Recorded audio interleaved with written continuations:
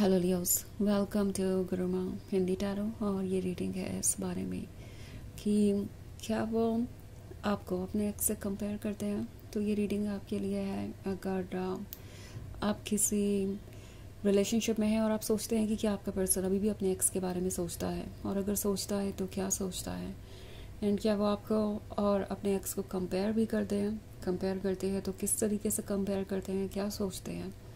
तो अगर ये सब आपके सवाल हैं तो ये रीडिंग डेफिनेटली आपको कुछ मैसेजेस दे सकती है। तो चलिए आगे बढ़ते हैं और देखते हैं क्या मैसेजेस हैं आपके लिए Leos.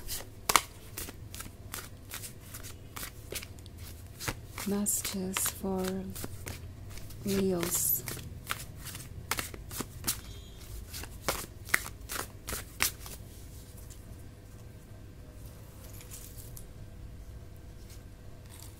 The Hermit, the Fool, the Magician,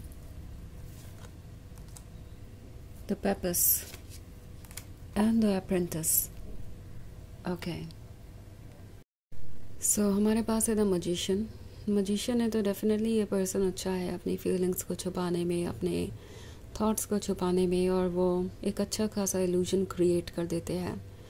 ऐसा इल्यूजन क्रिएट कर देते हैं जो किसी के लिए भी समझ पाना मुश्किल हो। ओके, द मजिशियन के पास ये चार्म है। सो टैरो आपसे कह रहा है कि अगर आपको कोई चीज़ अनकंफर्टेबल कर रही है तो डेफिनेटली उसकी तरफ ध्यान देना ज़रूरी है, बिकॉज ये हो सकता है आपको ये कन्विंस कर दे कि जो भी आपके इश्यूज है या प्रॉब्लम्स है वो रियल है ही नहीं, वो सिर्फ आपके दिमाग में है, और आपको ज़रूरत है अपने माइंड को क्लियर करने की और सब कुछ ठीक हो जाएगा। ये पर्सन डेफिनेटली जानता है कि आप द पर्पस हैं। वो जानते हैं कि आप एक डेडिकेटेड लवर हैं, आप लॉयल हैं, but at the same time उन्हें ऐसा लगता है कि आप उनकी पहुंच से बाहर हैं। लाइक आप दोनों बिल्कुल डिफरेंट लेवल पे हैं ना। ये किसी भी तरीके का डिफरेंस हो सकता है, ओके, जो इन्हें परेशान कर रहा है। हो सकता है ये फाइनेंशियल बैकग्राउंड का, या आप दोनों के वर्क का, या फिर एज का, या फिर किसी और तरीके का डिफरेंस हो सकता है जो इस पर्सन को ये सोचने पे मजबूर कर रहा है कि क्या वो आपके लिए एक मैच है। मे बी आप दोनों की लाइफस्टाइल्स बहुत अलग है, हैबिट्स बहुत अलग है, और इतना ज़्यादा अट्रैक्ट होने के बाद भी आपकी तरफ ये पर्सन थोड़ा कॉशियस है। उन्हें लगता है कि भले ही आप उनके लिए परफेक्ट हो, पर आप उनके लिए वो पर्सन कभी नहीं बन सकते जिसके साथ वो अपनी ज़िंदगी कंफर्टेबली गुजार सके। मतलब अभी इस पर्सन को कभी कभी ऐसा लगता है कि ये रिलेशनशिप वो एंजॉय ज़रूर कर सकते हैं, मगर जब भी बात आएगी कमिटमेंट की तो वो करना शायद पॉसिबल ना हो, बिकॉज उन्हें लगातार इसके लिए एफर्ट करना पड़ेगा, कोई रास्ता ढूंढना पड़ेगा इसे आगे बढ़ाने के लिए, बिकॉज आपके और उनके बीच ऑब्स्टेकल्स बहुत सारे हैं। सो उन्हें लगता है कि आप दोनों बहुत डिफरेंट हैं। नाउ ये डिफरेंस ही इन्हें आपकी तरफ खींच के लाया था। ये अट्रैक्शन इसीलिए हुआ क्योंकि आप उनसे बहुत डिफरेंट है, और उन्हें ऐसा लग रहा था कि समहाउ आप उन्हें कंप्लीट करते हैं। ओके, और ये जो कंप्लीट परफेक्शन था ये इन्हें बहुत अच्छा लग रहा था, बट अब जब वो आपके बारे में सोचते हैं तो उन्हें लगता है कि ये रिलेशनशिप उनके लिए चैलेंज बन जाएगा, बिकॉज इतने सारे डिफरेंसेस से वो डील कैसे करेंगे। एंड उन्हें ये भी लगता है कहीं ना कहीं कि वो आपके ड्रीम्स को पूरा नहीं कर सकते, बिकॉज आपके जो ड्रीम्स है वो डेफिनेटली उनके कैपेसिटी से बाहर है। समहाउ उन्हें लगता है कि आप अपने अकॉर्डिंग ड्रीम्स देख रहे हैं, वो आप डिजर्व भी करते हैं। सो ऑफ कोर्स वो उसके लिए आपको जज तो नहीं कर सकते, बट डेफिनेटली वो खुद को ज़रूर जज कर रहे हैं कि क्या वो वाकई में इन ड्रीम्स को पूरा कर सकते हैं, क्या वो वाकई इस लायक है, क्या वो वाकई में इस रिलेशनशिप को स्टेबल बना सकते हैं। एंड कभी कभी जब ये इन प्रॉब्लम्स के बारे में सोचते हैं, ऑब्स्टेकल्स के बारे में सोचते हैं, तो इन्हें लगता है कि ये ऑब्स्टेकल्स ऐसे हैं जिससे वो उबर ही नहीं पाएंगे। ओके, एंड उन्हें ऐसा लगता है कि ये बहुत लंबी जर्नी है।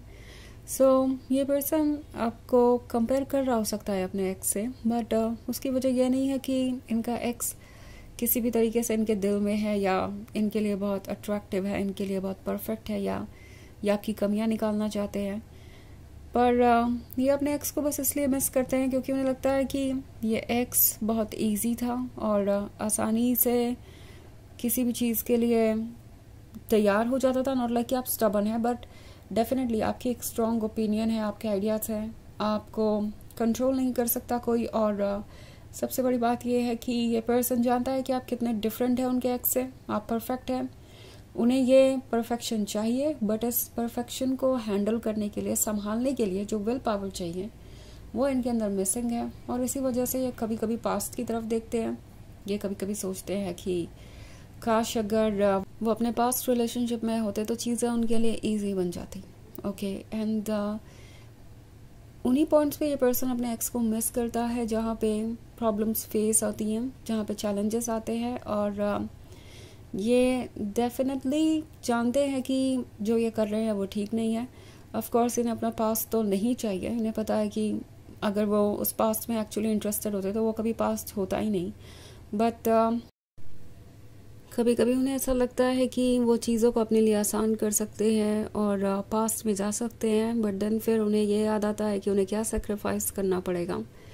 वो उस लवर को छोड़ के उस लवर के पास कैसे जा सकते हैं जो लवर था ही नहीं ट्रू सेंस में। तो ये आपको देखते हैं और सोचते हैं कि वो इस रिलेशनशिप को छोड़ नहीं सकते बिकॉज आप उनके लिए ज़रूरी है।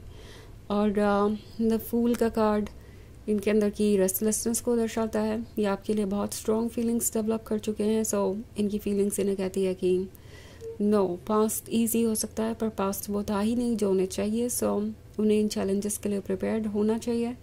सो अप्रेंटिस के साथ ये प्रिपेयर कर रहे हैं खुद को फ्यूचर के लिए। द हर्मिट का कार्ड है, तो ये काफ़ी सोचते हैं जब भी अकेले होते हैं तो अपने प्रेजेंट के बारे में, अपने पास्ट के बारे में, नॉट स्पेसिफिकली अपने एक्स के बारे में। और अपने लाइफ को कंपेयर करते हैं जब भी, तो उन्हें यही लगता है कि आपके साथ लाइफ अच्छी है, पर इस अच्छी लाइफ को बनाने के लिए जो एफर्ट करना पड़ेगा उसके लिए वो प्रिपेयर्ड नहीं है। उसके लिए उन्हें स्ट्रेंथ इकट्ठा करनी पड़ेगी।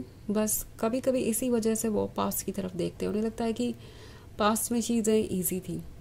ओके, वैसे ये एक जनरल रीडिंग है तो ये सबसे रेजोनेट नहीं होगी, एनर्जी रिवर्स हो सकती है अगर आप क्रॉस वॉचर हैं। इसके अलावा अगर आप पिछले वीक की रीडिंग या ईयरली रीडिंग देखना चाहें 2025 की, तो उसका भी लिंक आपको डिस्क्रिप्शन बॉक्स में मिल जाएगा हमेशा की तरह।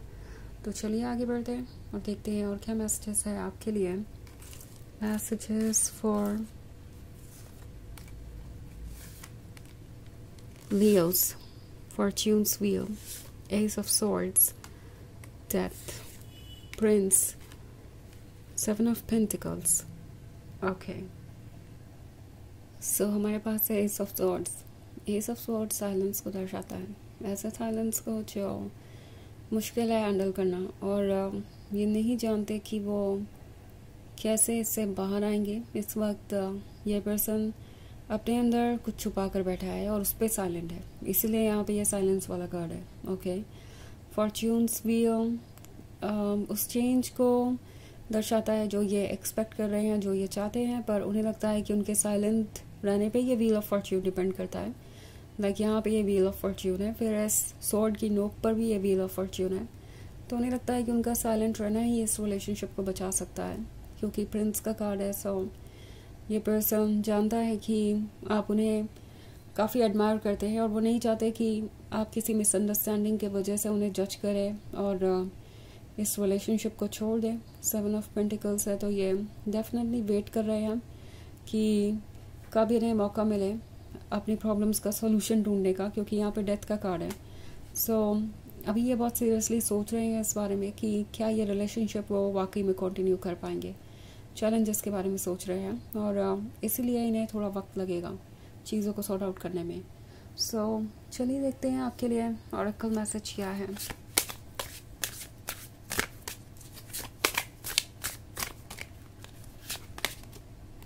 Sunflower, turn towards the light and grow.